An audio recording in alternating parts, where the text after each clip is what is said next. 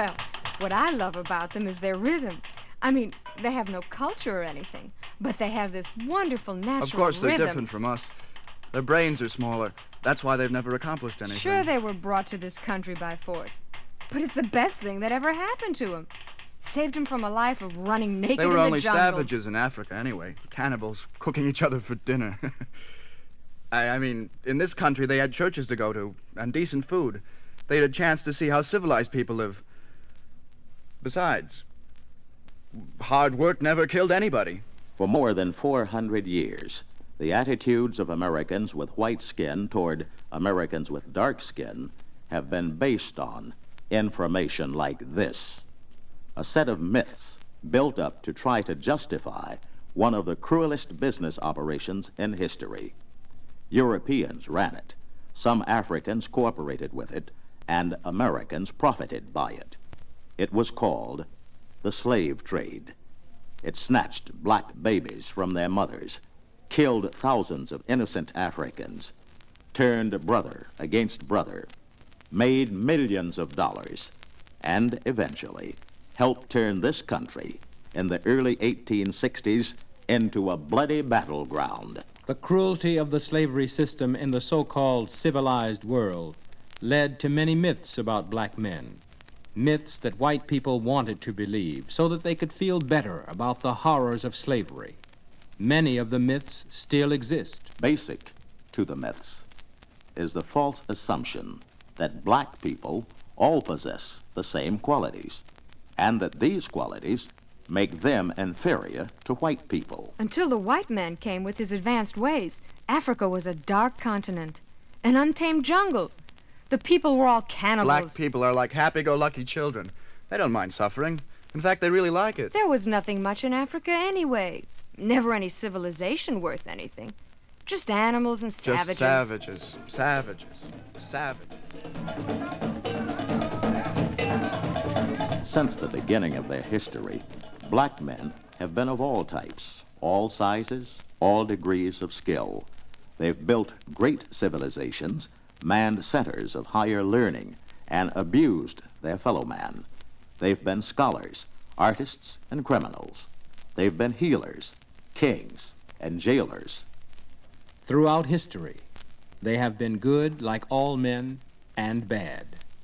And since their earliest days in Africa, they have played an important role in the drama of mankind. In the beginning, anthropologists say all men were black. Human history begins in Africa long, long ago. When time crept slowly, marked not by calendars and clocks, but by the sun and the moon, and birth and death. A West African scholar said once that trying to learn the truth about what happened on that continent thousands of years ago is like trying to trap wind in a sieve. So many different peoples with so many different ways.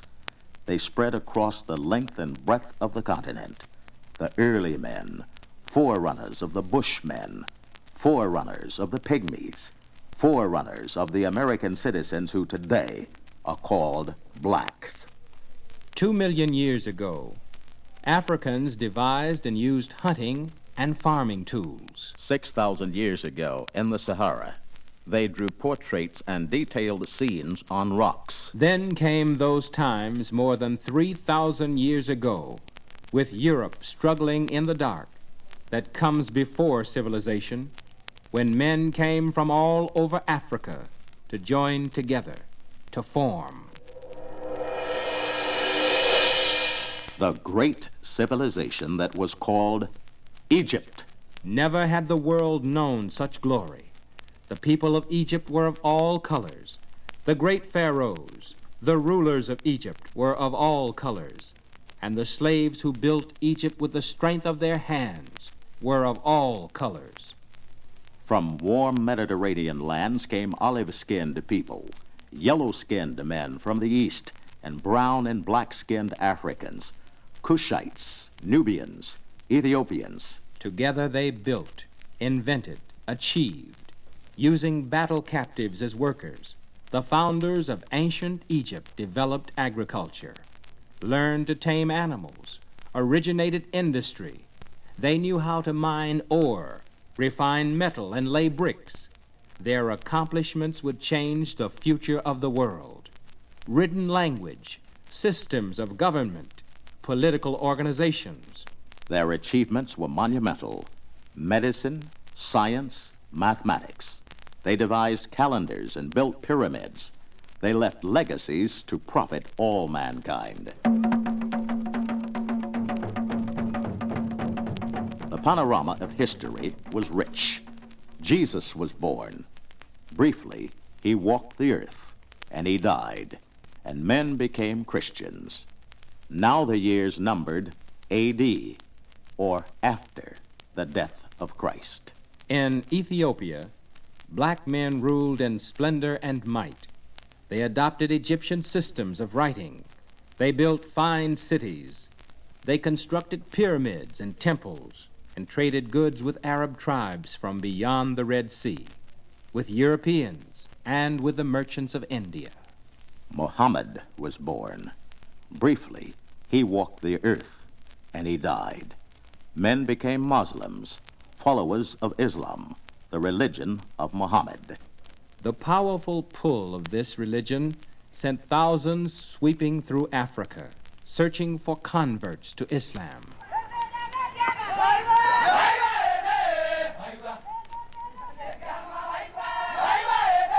What they found as they moved across the vast and awe-inspiring land was a series of civilizations, some simple, some complex, with the beginnings of government, civil service, military forces, barter, trade, and systems of taxation. What they did not find was the kind of technical knowledge that was to develop so rapidly in Europe. In those days of untracked wildernesses, the scene was set for why Africans would lag behind their European brothers in inventing weapons, tools, and machines. Devices which later would help make it possible for Europeans to capture and sell Africans into slavery.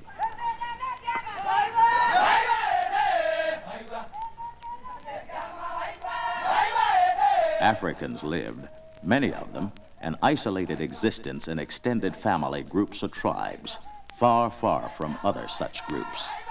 There were relatively so few of them on that huge continent where food and game were abundant. Few tools were needed to survive in many areas of Africa. Nature was kind, and life moved from day to day simply and often prosperously, with no call for sophisticated tools and machines.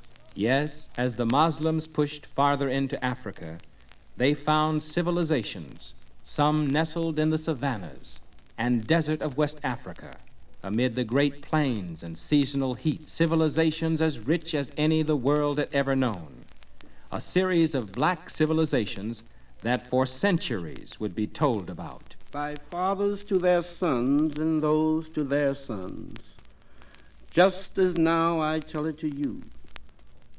My story takes place in Africa in about the 11th century, about the same time the Normans were invading a little-known island in northern Europe, an island called England.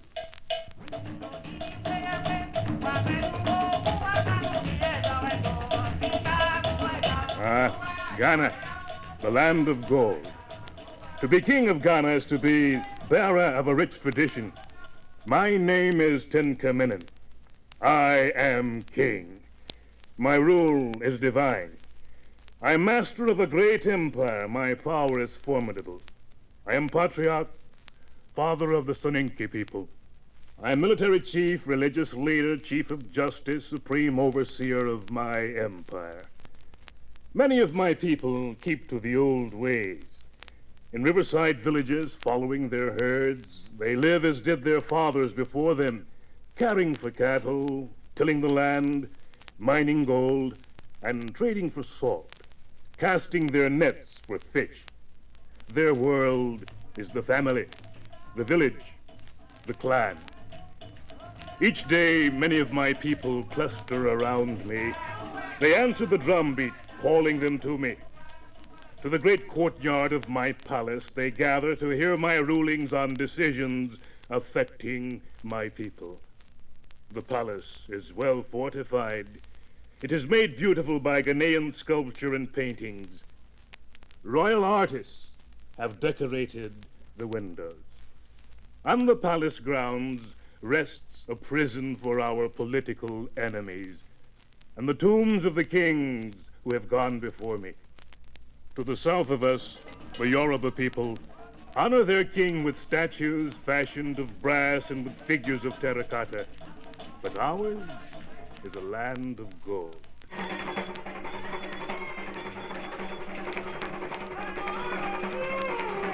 My people gaze on my silken robes covered with jewels, my golden turban, my collar and gold bracelets.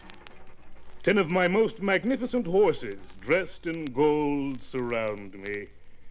My dogs guard the palace doors, collared in gold. To my right stand the princes of the kingdom. Behind me stand 10 armed pages, their swords and lances fashioned of iron, their sword handles made of gold.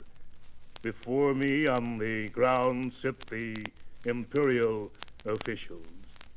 My people clap in respect to me. They fall on their knees, throw dust in their hair. I make official appointments, settle disputes, hear reports on the royal treasury. The drums beat out the news. My rule is absolute. I am king.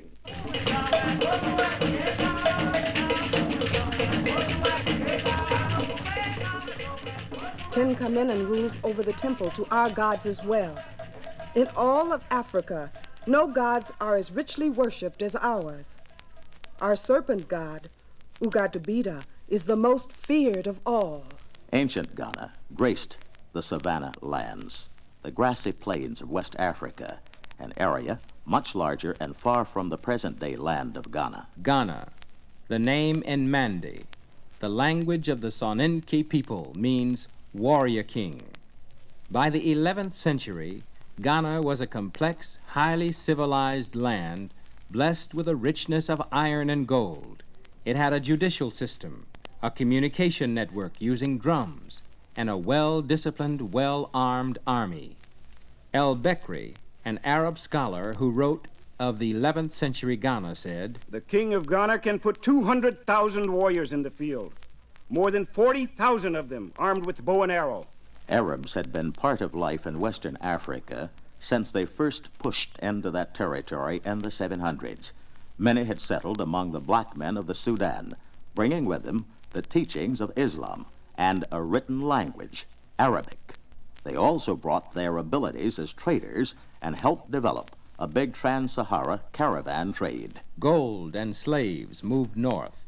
Salt mined by the slaves in the bleak desert town of Taghaza. Horses, cloth, swords, books, and other goods moved south. Of all the traded goods, the most glamorous and spectacular was the gold that poured out of the mines and riverbeds of Western Africa. Fabled Wangara, a gold-producing area of immense wealth, came under the control of Ghanan kings. The people of Wangara developed a system of dumb barter that kept them always out of sight to Arab traders.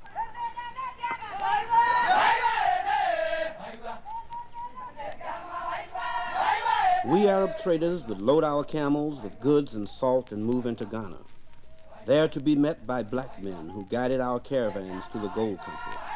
They would lead us to a spot on the bank of a river. There we would beat large drums to announce the opening of the market. We piled the goods in rows, each man marking his merchandise. Then the caravans would pull a half-day's journey away. When the Arabs were gone, we miners arrived in our boats and heaped gold dust beside the goods that we wanted.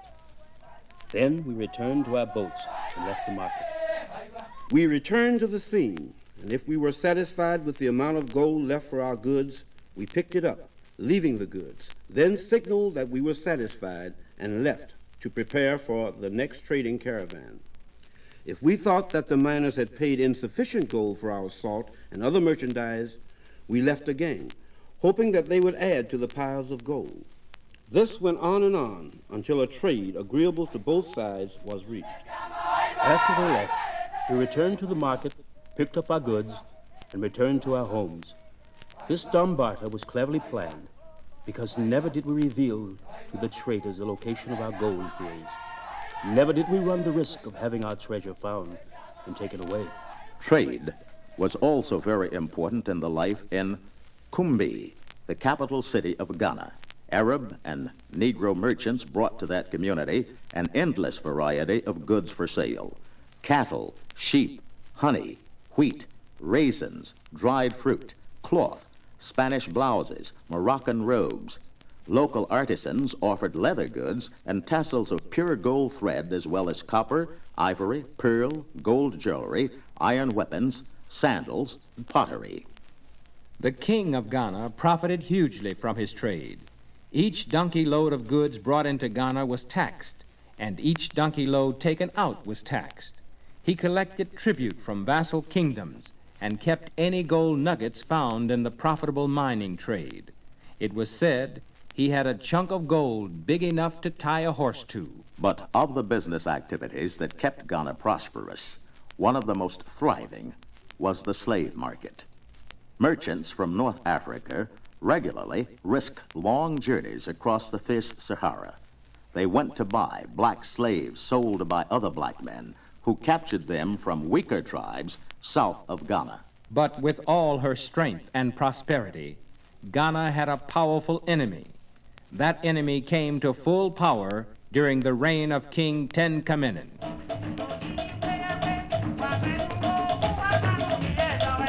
They called themselves Almoravids, and they were fanatic in their Muslim belief. They called me a pagan. They looked down upon our gods and our ancestral religion. They had no use for our gods. They refused to be content with the freedom we always allowed our Muslim population. They wanted Ghana. We resisted for years. Finally, it became too powerful a force.